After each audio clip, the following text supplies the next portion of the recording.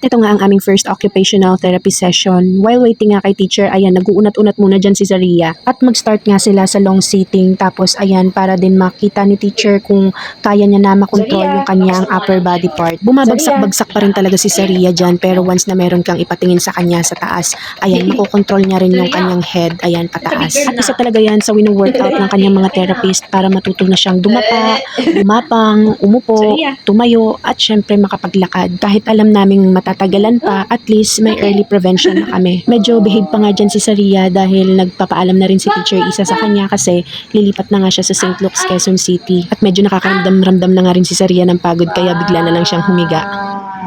Hello! At ito talaga ang pinakaayaw na ayaw ni Zaria sa lahat, yung ipapababa na siya, talagang mag-iiyak na talaga siya pagka ganyan yung activity nila. Zaria?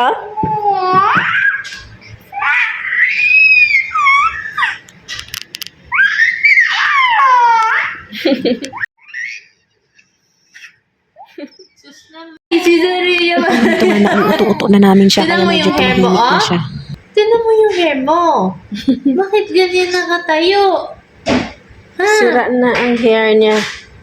Akit? Anyari sa hair mo? Ah.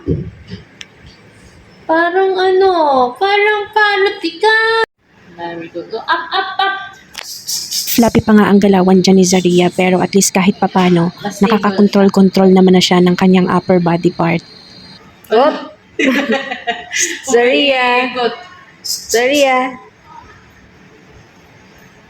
Wow! Yung extensors niya. O siya, hanggang dito na lang muna mga mommies, hanggang sa susunod ulit na session.